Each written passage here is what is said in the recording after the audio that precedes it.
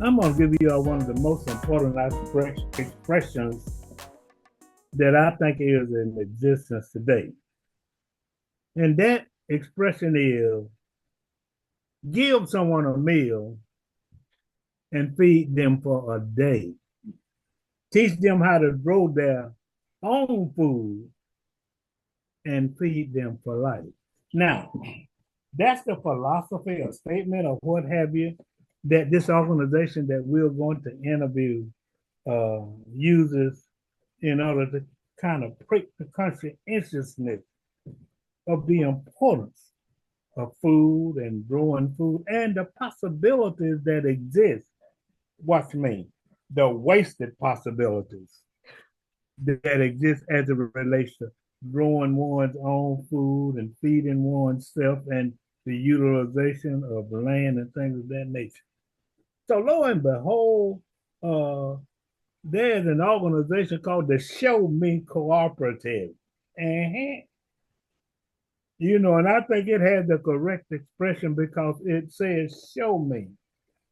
And that organization involves itself in farming and food and growing and the food desert and how, individuals and communities and organizations can come together and take advantage of the mission of this organization, which if you give somebody a meal, that's just one time. But if you teach them how to grow their own food, they could eat forever.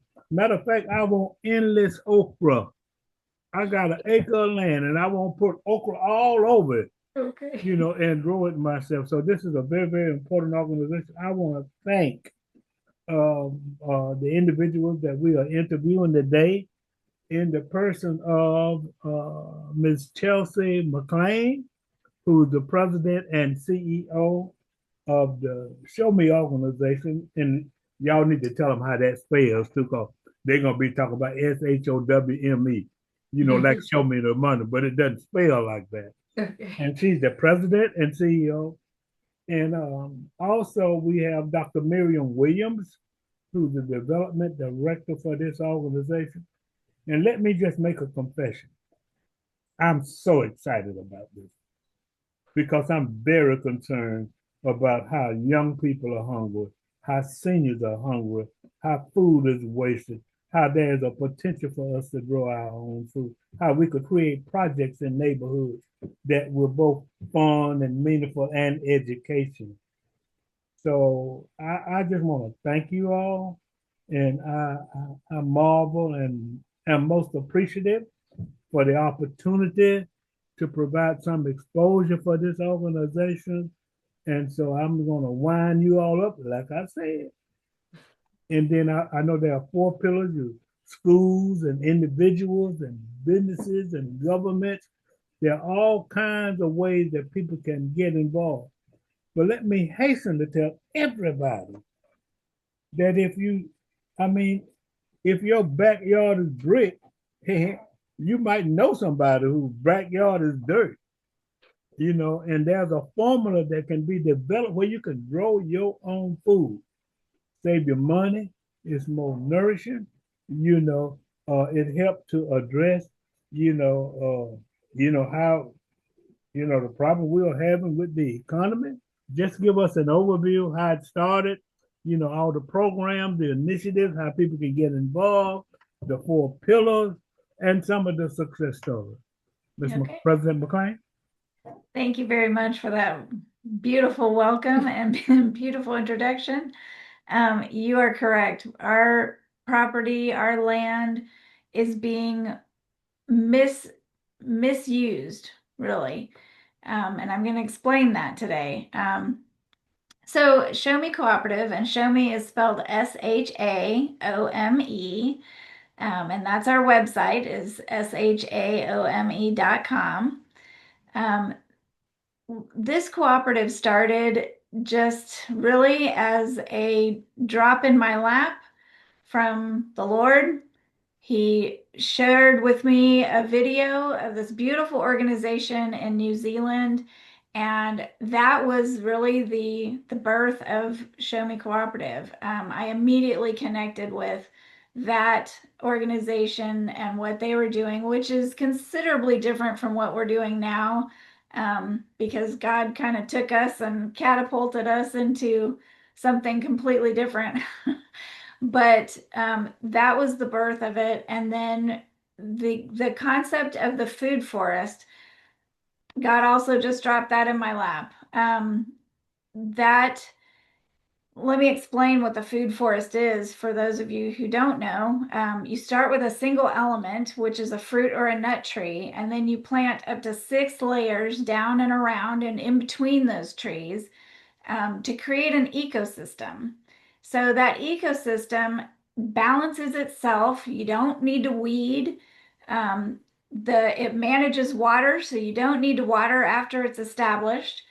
And you don't even need to prune if you don't want to. Of course, harvesting the food is the important part. So that is pruning. But literally, once a food forest is established, which usually takes about 3 years, you can walk away from it and it will continue to produce food for generations.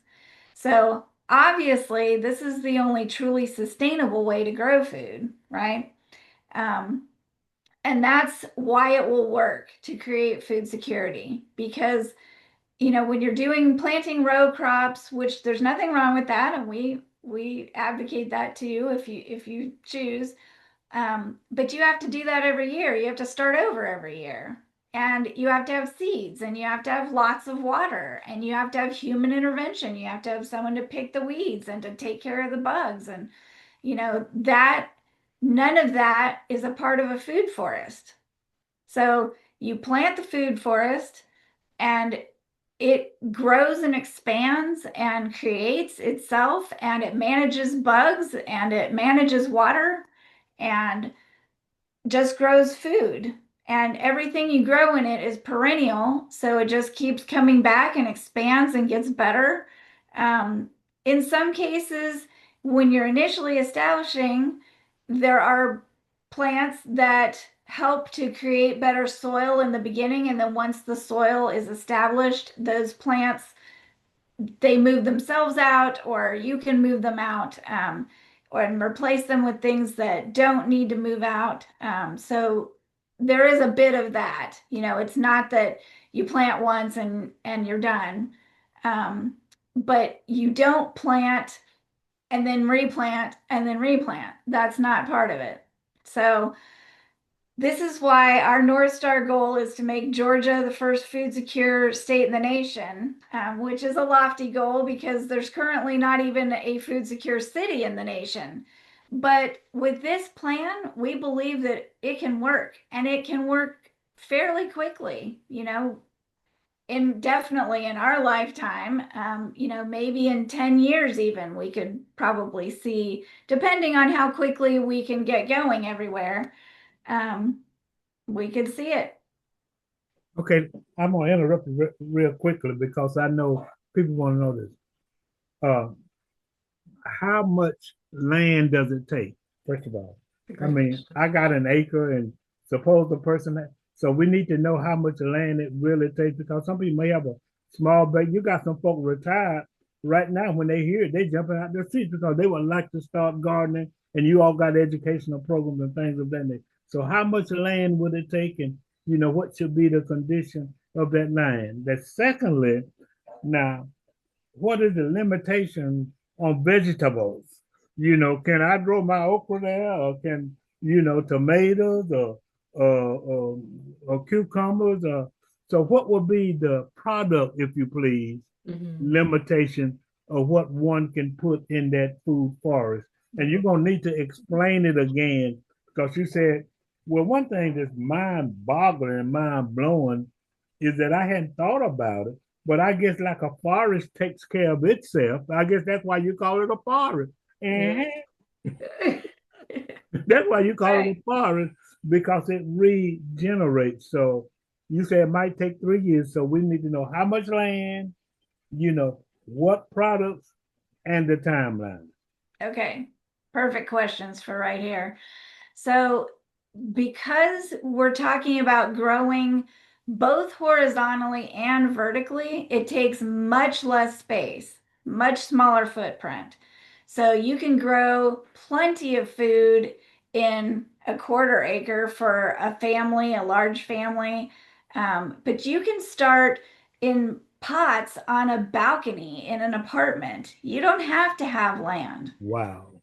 So if you're growing, say, a fruit tree in a pot and you put some herbs in there and you put some other ground cover, some flowers, you're creating your ecosystem. Any space of land is what we recommend, and not just land, because I just explained that you can do it without land, but anything to get you started, anything to start growing one thing, one fruit tree. Um, that's what we recommend. We also don't recommend that people necessarily plant a whole food forest unless they're willing and understand that they need to support that. But that's usually not where we start. We usually start smaller than that. But if it's a school, we do have programs in schools. We plant a full food forest there, and we plant those with the idea that they're going to eventually feed the communities around them. Um, and then the second thing you asked was what's the variety? Um, so we do plant perennial things. So in some cases, you'll need to adjust what you're thinking of for a particular variety. For example, onions. There are Jerusalem walking onions and other varieties of onions that are perennial that you don't plant every year. So you might want to plant some of those. Sunchokes are another thing that you eat the root of that and it tastes a lot like a potato, but it's a lot more nutritious and it's perennial. So instead of planting your potatoes, you might start planting sunchokes. So there's some education around that, the varieties of things that can be planted that are similar and typically better options. But there's lots of things that you can eat. I mean, endless. You will not go hungry. But also saying that if you want to grow something that's annual, you can grow that too. Typically, those things are grown around the perimeter of the food forest because they do need more sun typically.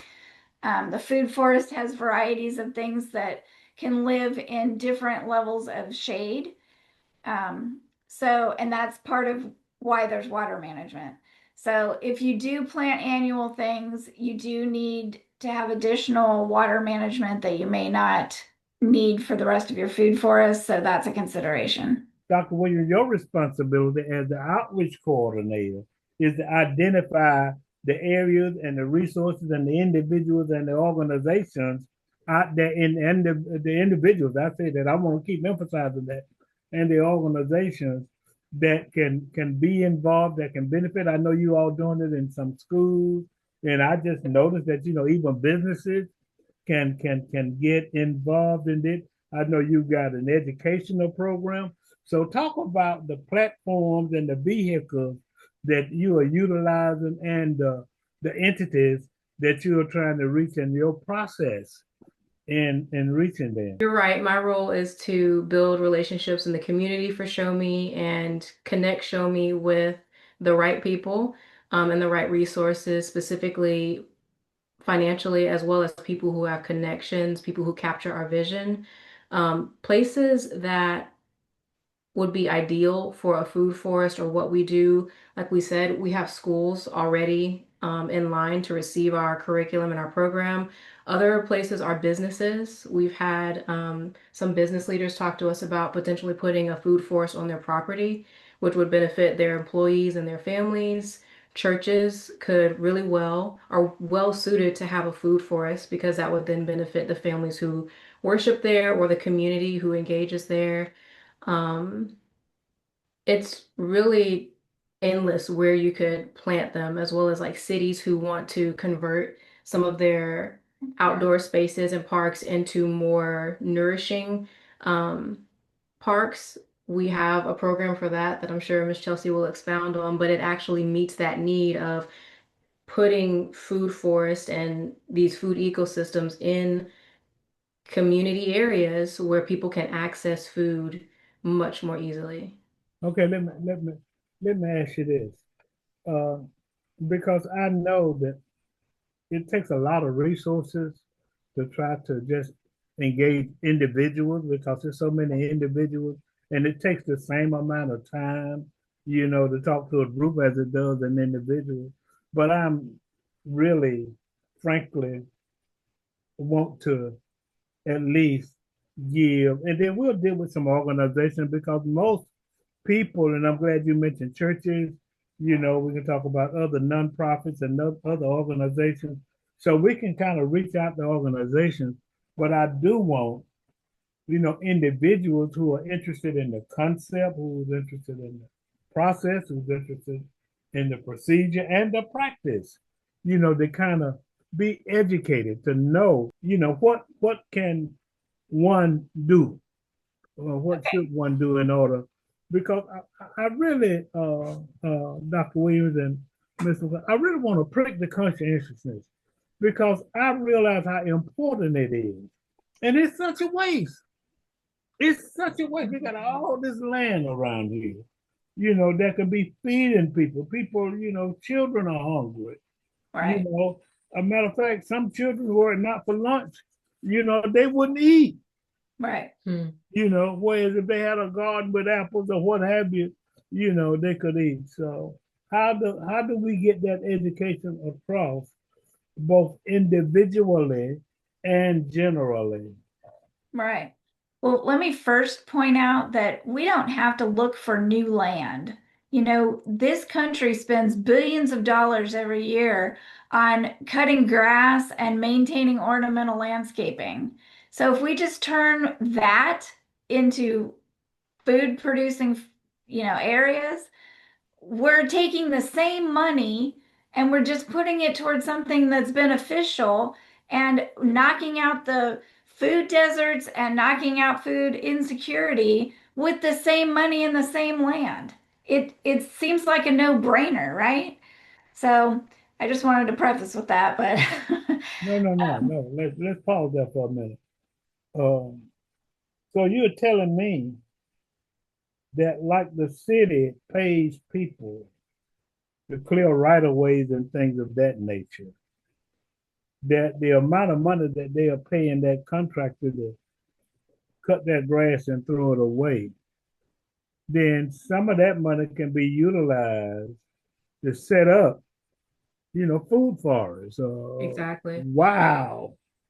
yes. And Well, then, so say we put a food forest in a city park, right? So now they don't have to cut the grass there because there's food growing. And they don't have to maintain it because food's growing and it's maintaining itself. Mhm. And wow. so, I mean, it's craziness, isn't it?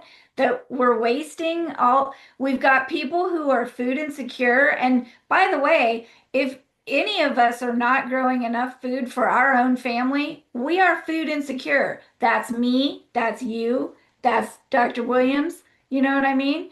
We're Mhm. all food insecure pretty much. I would imagine there's a very tiny percentage of people in Macon who are growing enough food for their own family. Mhm. So, so let's just clear that up about food insecurity. It's not just people that are on the rolls for, you know, food stamps. It's Anybody. all of us. So, um, yes, so if we can take spaces and funding that's currently going toward cutting grass and growing shrubs that don't produce any food and just transfer that to producing items, then I mean, if we can walk down the street and pick our own lunch, we're food secure, right? No doubt. So in order to learn how to do that, it's not difficult. It's something that our ancestors did, and some of us, it was our grandparents and even parents. So the information is not that far away. We just have to reach back and reclaim it, and we can Mhm. do that by um, we recently put a book out called The Food Security Blueprint that's available on Amazon, and that is the blueprint of how to do this. And it's simple to read, it's easy to understand, and people will catch the vision with that book. Um, Second of all, we have Show Me School, Yes. and that you can access through showme.com, SHAOME.com. Our Show Me School platform, we have 4 different communities in there where we have the Grow curriculum, which is in our schools. We have homeschool curriculum. We have a free curriculum, and then we have a certification course. And so through those 4 communities, you can learn everything you need to learn to do this in your own yard. And Yes. churches can learn to do it. Businesses and churches can engage with us and we can help them with their design, because that's a little more complicated when you're looking at a bigger design than just your own yard. That's much easier. But we're available as a resource. Yes. And we offer all the resources that anyone needs to learn how to do this. The fourth program that I wanted to mention is a Food Forest Classroom, which sounds like our school program, but it's not. This is a public-facing, educational and productive food forest that we're talking about. We're talking with the Farm Bureau and the UGA Extension offices. We have an agreement right now with UGA Griffin to put a Food Forest Classroom in their research and education garden. And what the Food Forest Classroom looks like is a productive food forest with signage around the perimeter that has 12 lessons, micro lessons about how to grow a food forest. Each sign has a QR code, so whoever's reading it can engage with the QR code and access our Show Me School online, and they can take a deeper dive into how to grow a food forest there. What we want is a food forest classroom in every county in Georgia. So that's 159 food forest classrooms. And that way, people in every walk of life can access this education that they need, and they can see it growing and interact with an actual food forest. Yes. Okay, very good. Well, what we need to do is to get back together and talk. Um, there are strong possibilities, and as you talk, what I see in my mind is that we need to, although you've got some schools, I know you got some schools that are already doing it, Right. but we need to pilot another couple of things, particularly a church, Yes. church and maybe an organization and a business. So my thought is to put together how much money it would take to pilot the programs, and we'll discuss it later. So what should a person do if they want to learn more? And then if in fact they wanted to see, first of all, thank you, and see what people don't realize. Well, I didn't realize until I looked at you're based in Macon, Yes. Yes. Zebulon Road. Yeah. Wow. We are in the neighborhood. So not to get you bombarded. So what is your suggestion for people, unless it's somebody who got a big organization? I know you want to deal with them. Like my church, I can tell my pastor, because I tell him we got some land, we ought to do that. Got a lot of concrete too, but maybe we need to dig some of that up. But be that as it may. Um, but you know what? There's a big median running straight down Eisenhower Parkway that used to be owned by our church. I mean, it's about 20 feet wide. So, I mean, the possibilities are limitless. So, what do you suggest that one does in order to just get more information and learn more? I know website, but just kind of give them an idea. So we put a newsletter out every Sunday morning, And that's a great first point of contact with us. That keeps you in the loop with what we're doing, where we're doing it, how we're doing it. Um, so you can access that through our website at showme.com. If you go to join and then the newsletter, you'll see signing up for the newsletter there. And then we're done planting food forests for this season. We just finished planting 5 food forests in 5 schools in the area. But you can sign up as a volunteer, and when we do have volunteer opportunities, then people can see things in action and participate. Yeah. And then of course we're always needing donors of any size. There's no gift too small, because that means more schools that we can get into quickly. So Yes. Okay, well, they can donate online. Yes, they can donate online on our website. There's a donate page where they can select a gift size or they can commit their own gift size. One of our biggest needs right now, like Miss Chelsea said, is financial support so that we can continue to support the schools that hear about us. We've grown this year significantly at a rate where we will have schools on a wait list. And so um, large gifts and monthly donors would be a huge impact right now so that we can continue to do the work and plan for the future of what that looks like with Show Me. This is a call to action. I'm your host, Alex C. Habersham, having interviewed Miss Chelsea McLean, President and CEO of the Show Me Cooperative, and Dr. Miriam Williams, who is the Director of Development.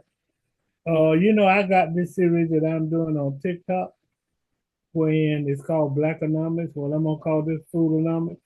And,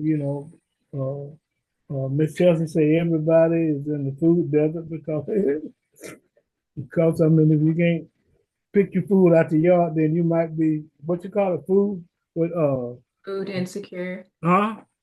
Food insecure. Yeah. That's what I'm trying to think of. That means that we are food insecure. So it's such a phenomenal program. I'm so appreciative for what you all are doing, and we will put the information across the screen where people can get in touch with you. And thank you so much for what you're doing. I'm glad that I'm in Georgia. I'm glad that you're in Georgia, and I'm glad that you're making Georgia first. And we're certainly gonna see this thing grow exponentially, whatever that means. This is a call to action. I'm your host, Alex Habersham. Have a great day.